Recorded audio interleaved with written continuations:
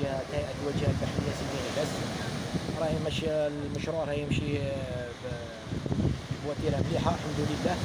وحبينا برك نزيدوا نوروا المواطنين تاعنا، مواطنين بلديه سيدي غيلاس، انه الوالي في الخارجه الميدانيه تاعو التاليه راه زاد لنا غلاف مالي يقدر ب 30 مليون 3 مليار الحمد لله، باش نزيدوا الاناره والكراسي ونزيدوا ان شاء الله باذن الله.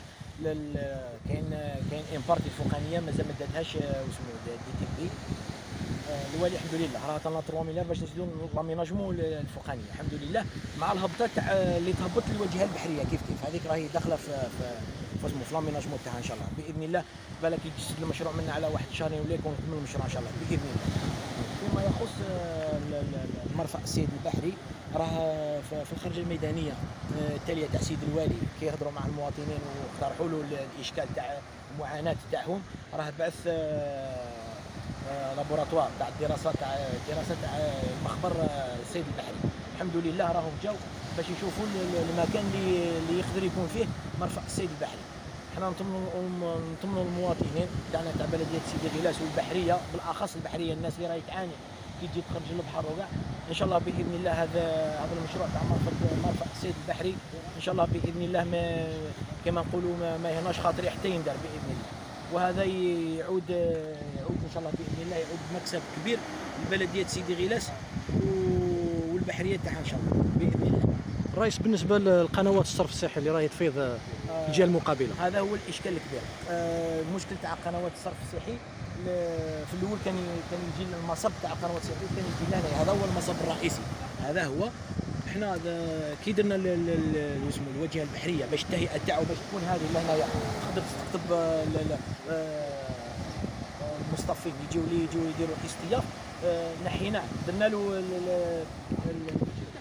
التنقل تاعو، درنا له من الغد عاودنا ردينا الجهه اللي من الغد لوطون اللي ان شاء الله باذن الله راهي واسمو الارضيه كاينه تاع محطه تصفيه المياه القذره هذيك راهي كاينه في الجهه الشرقيه تاع سيدي غيلاس، محطه تصفيه المياه القذره باذن الله ان شاء الله يولي ما كان حتى روجي، ما كان حتى قنوات صرف صحي للبحر تجي مام تاع القرموز ان شاء الله باذن الله. كاين ستاسيون كبيره فماك ومد من فما تجيب لهنايا منا تعاود تدير كبريره ان شاء الله باذن الله.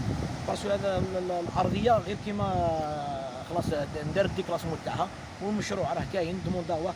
البارح جا المدير لهنايا مدير تاع الري كان هنا كنا معاه، شفنا المشكل هذا تاع لي روجي اللي يهبطوا البحر باذن الله. والدوله راهي تسخر اموال طائله على جال هذا كاع هذه القنوات اللي راهي تصب في البحر، راهي حتقضي عليهم مستقبلا نهائيا.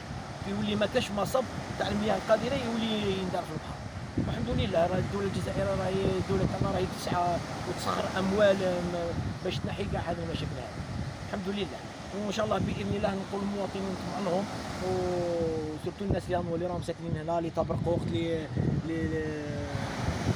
اللي تبرقوق تحميش وكاع ان شاء الله باذن الله. قلت لهم وعدتهم بانه ان شاء الله نوقف عليه هذا الروجي هذا المصب تاع المياه القذره يتنحى اجلا ام عاجلا، ما نكون ولا ما نكونش ان شاء الله باذن الله نقعد نتبع فيه حتى يتنحى باذن الله. خاطر هذا راني وعدت المواطنين قلت لهم بلي ودي كاين مشروع تاع الدوله كبير اللي راهو يندار، المصبات اللي راهي تجي على مستوى الشاطئ كاع يتنحى باذن الله، كاع يتنحى ان شاء الله. يعطيكم الصحه بارك الله فيكم.